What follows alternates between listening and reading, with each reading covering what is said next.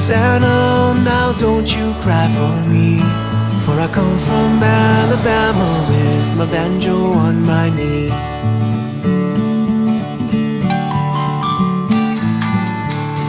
Oh, it rained all night the day I... hello sir, എവിടെയാണ്? വണ്ടി ഓടിക്കാണ് sir. അഡ്രസ്സിനൊരു change ഉണ്ട്. 1974 അല്ല, 54 ആണ്. ഓക്കെ.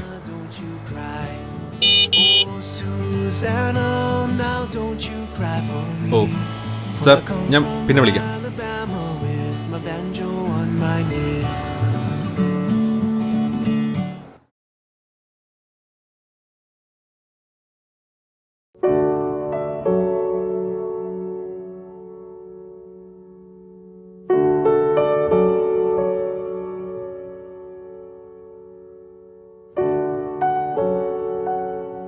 എൻ്റെ വായനക്കാർക്ക്, സുഹൃത്തുക്കൾക്ക്, പ്രിയ സഖി ജനിക്ക്, പിന്നെ എൻ്റെ എല്ലാമായ അമ്മുവിന്. The river is everywhere. ഹെസ്സയുടെ തീക്ഷ്ണമായ വരികൾ ജീവമന്ത്രമാകുമ്പോൾ എങ്ങുമില്ലാതെ വിഷാദദീനത്തിൽപ്പെട്ട് ഞാനും എൻ്റെ പുസ്തകങ്ങളും മാത്രം. ജനിയുടെയും അമ്മുവിൻ്റെയും ഓർമ്മകൾ ഈ ജൈവിക അസ്തിത്വത്തെ കൂടുതൽ രോഗാതുരമാക്കുന്നു.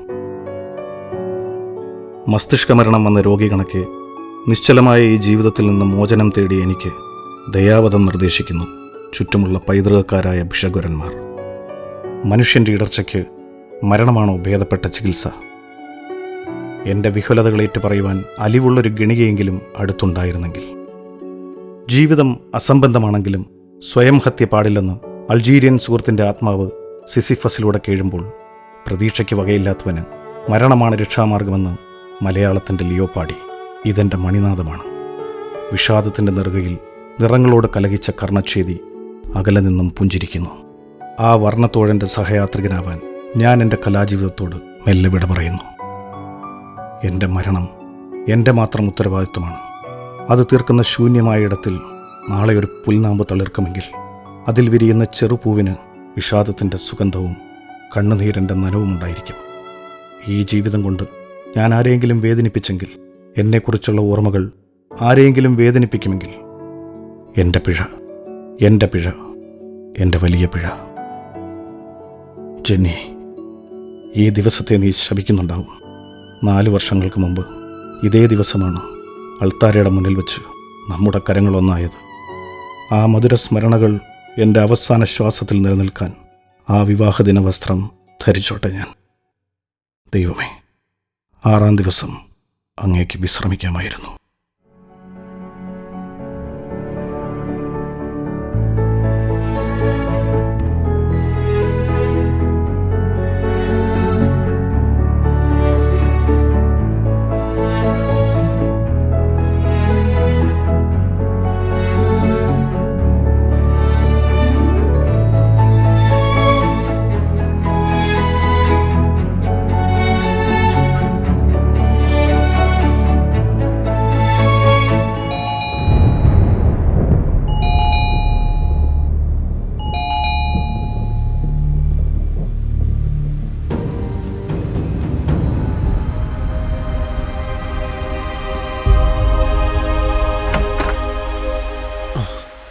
സാർ, പിസ്സയിൽ നിന്നാണ്.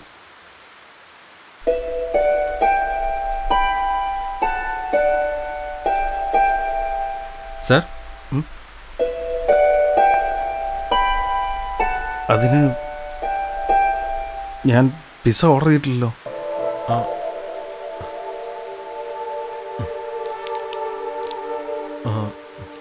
Mister Riyas, 9064 Merlot Avenue. സാറിൻ്റെ അഡ്രസ് അല്ലേ? ഹൗസ് അഡ്രസ്സ് ശരിയാണ്, പക്ഷേ നിങ്ങൾ ഉദ്ദേശിക്കുന്ന ആൾ ഞാനല്ല. ഒരുപക്ഷെ നിങ്ങൾക്ക് അഡ്രസ്സ് മാറിപ്പോയതായിരിക്കും. ചിലപ്പോൾ അഡ്രസ്സ് തെറ്റിയതാവും.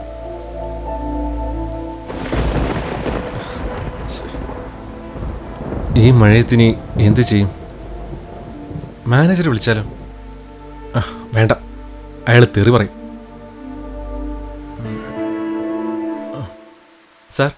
സാറിന് വിരോധമില്ലെങ്കിൽ ഈ മഴ കഴിയുന്നവരെ ഞാനിവിടെ നിന്നോട്ടെ. വേണമെങ്കിൽ പിസ്സ ഞാൻ എടുത്തോളാം.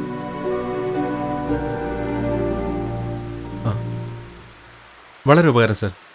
മറ്റേ ആൾക്ക് ഞാൻ അടുത്ത ഡെലിവറി കൊടുത്തോളാം. ഈ മഴയൊന്ന് കുറയട്ടെ. എത്രയാണ്? 2695. ഓക്കെ, വെയിറ്റ് ചെയ്യൂ.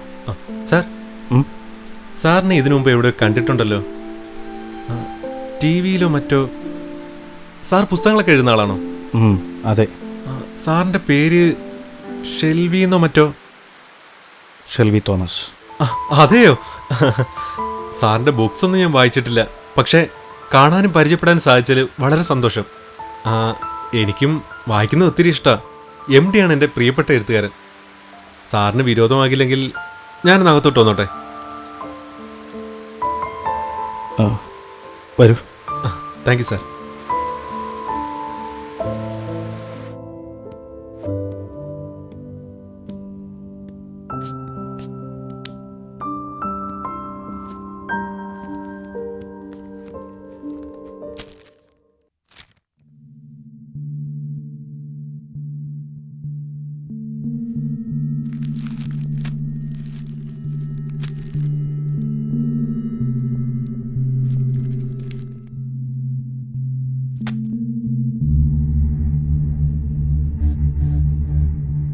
ആകെ മൊത്തം ഒരു ഇരുട്ടാണല്ലോ സാർ.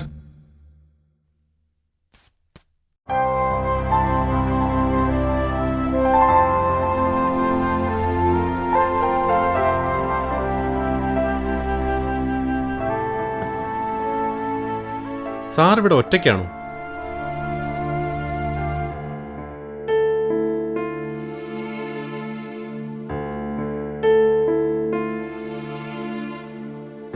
സാർ,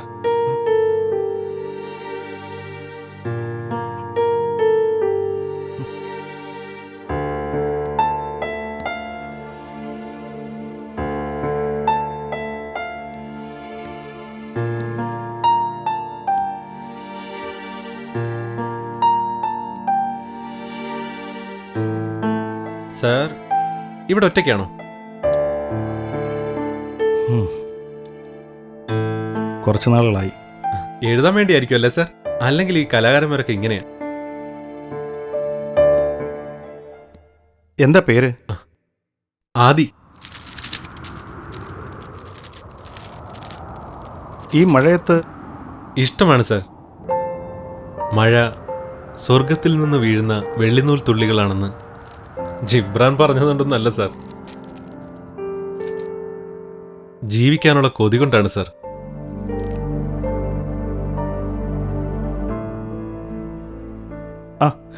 എത്രയാന്നാ പറഞ്ഞേ? 2695 സാർ.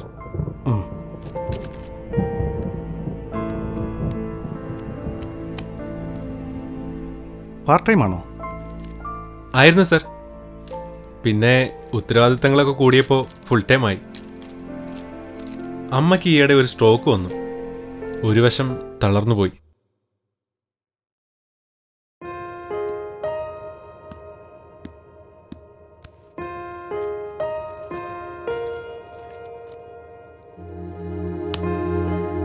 വേറെ ആരാണുള്ളത്? അച്ഛൻ നേരത്തെ മരിച്ചു. അനിയത്തിയുണ്ട്, അവൾ പഠിക്കുന്നു. ഞാൻ ക്യാഷ് എടുത്തിട്ട് വരാം.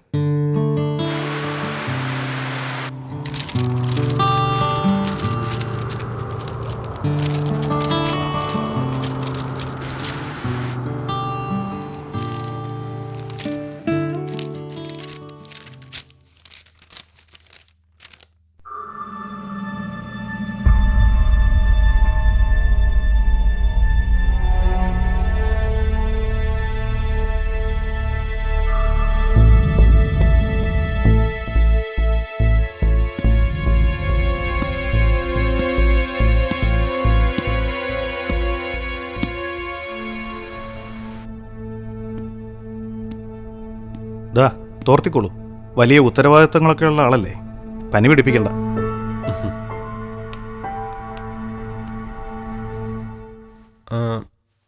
സാറിൻ്റെ ഫാമിലിയൊക്കെ? വൈഫും മോളും ഉണ്ട്. മോളുടെ പേരെന്താ? അനിത. അമ്മൂന്ന് വിളിക്കും. സാർ ബിസിയാണോ? യാത്രയ്ക്ക് മറ്റേ പോവുകയാണോ?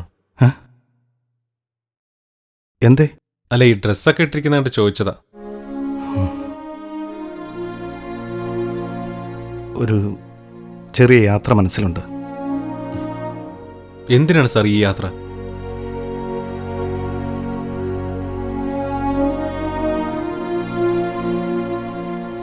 ഞാൻ കണ്ടു സാർ.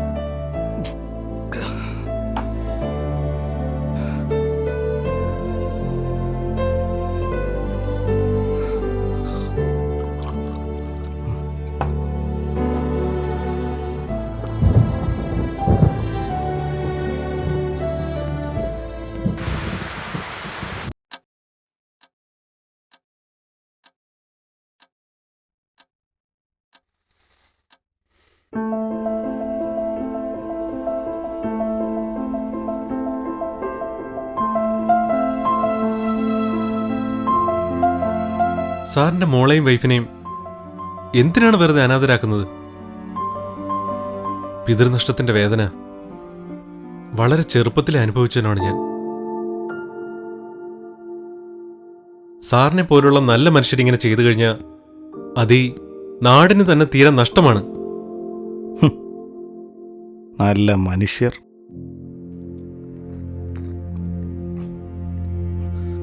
തെറ്റുകളുടെ ഒരു ഘോഷയാത്രയായിരുന്നു സുഹൃത്തെ എൻ്റെ ജീവിതം. അതെനിക്കെല്ലാം നഷ്ടപ്പെടുത്തി. എൻ്റെ ഭാര്യയും എൻ്റെ മോളെപ്പോലും.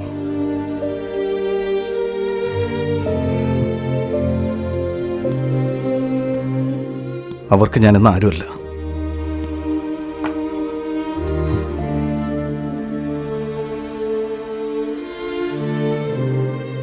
ജീവിതത്തിൽ ഇടറാത്തവരായി ആരെങ്കിലും ഉണ്ടോ സാർ? അല്ലെങ്കിൽ ഈ പള്ളിയിലൊക്കെ എന്തിനാ കുമ്പസാരക്കൂട് വെച്ചിരിക്കുന്നത്? ആയിരിക്കാം. പക്ഷേ ഒരു കുമ്പസാരക്കൂടിനും എൻ്റെ പ്രശ്നങ്ങൾ പരിഹരിക്കാനാവില്ല. സാർ, സാറിൻ്റെ അത്ര അറിവോ വിദ്യാഭ്യാസമോ ഒന്നും എനിക്കില്ല.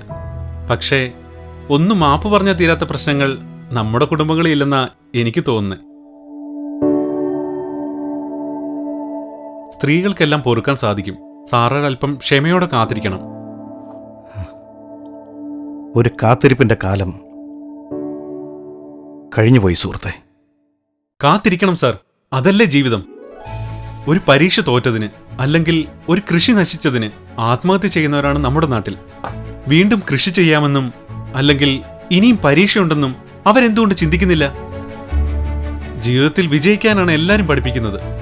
പക്ഷേ പരാജയപ്പെടുമ്പോൾ കരയാതിരിക്കാൻ ആരും പറഞ്ഞു കൊടുക്കുന്നില്ല. സാറിനെ പോലുള്ള ആളുകൾ ഇനിയും ഒരുപാട് നാൾ ജീവിക്കണം.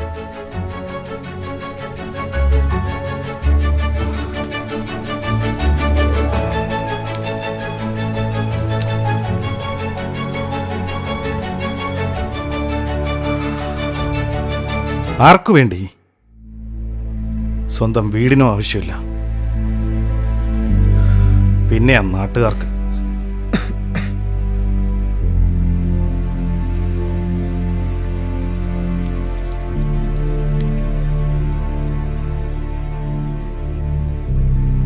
സർ, വീട്ടുകാർക്ക് വേണ്ടെന്നുണ്ടെങ്കിൽ നാടിനെങ്കിലും ഉപകരിച്ചൂടെ? അതല്ലേ മാനവികത?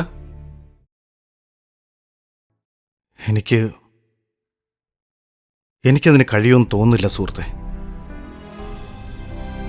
പാപത്തിന്റെ ശമ്പളം മരണമാണ്. മണ്ണാൻ കട്ട. ഇവിടെ മനുഷ്യർ പട്ടിണിയും രോഗവും യുദ്ധവും കൊണ്ട് മരിക്കുമ്പോ സാറിനെ പോലുള്ള ബുദ്ധിജീവികൾ കുറ്റബോധം കൊണ്ട് മരിക്കുന്നു.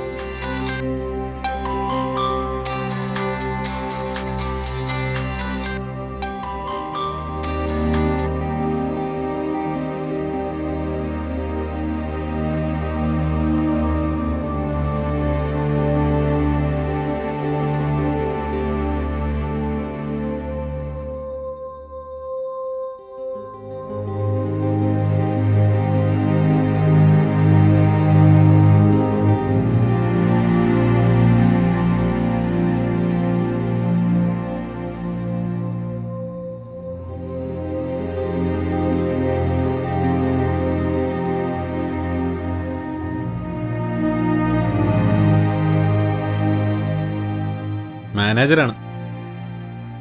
ഡെലിവറി കഴിഞ്ഞൊന്ന് അറിയാൻ വേണ്ടി വിളിച്ചതാ. കടയിൽ ആള് കുറവാണെന്ന്. ഉടനെ തിരിച്ചു എല്ലാം പറഞ്ഞു.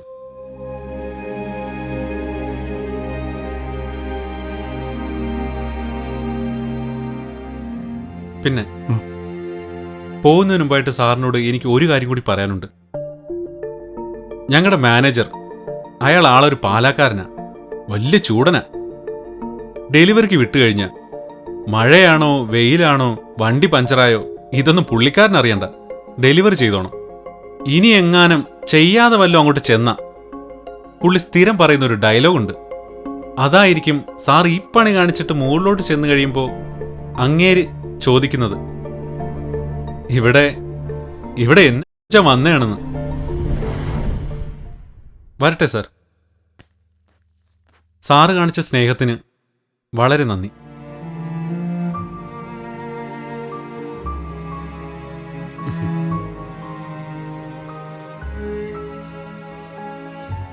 ഭൂമിയിലെ ഓരോ മനുഷ്യനും ഓരോ അത്ഭുതങ്ങളാണെന്ന് അവർ തിരിച്ചറിഞ്ഞിരുന്നെങ്കിൽ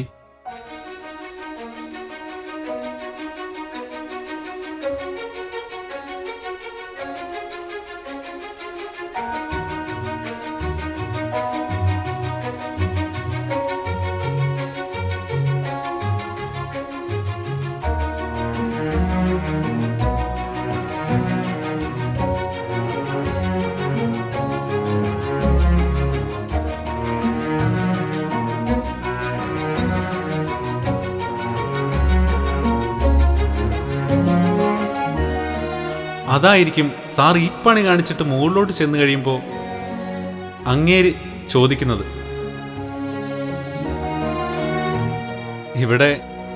ഇവിടെ എന്നാ മൂഞ്ച വന്നേണെന്ന്.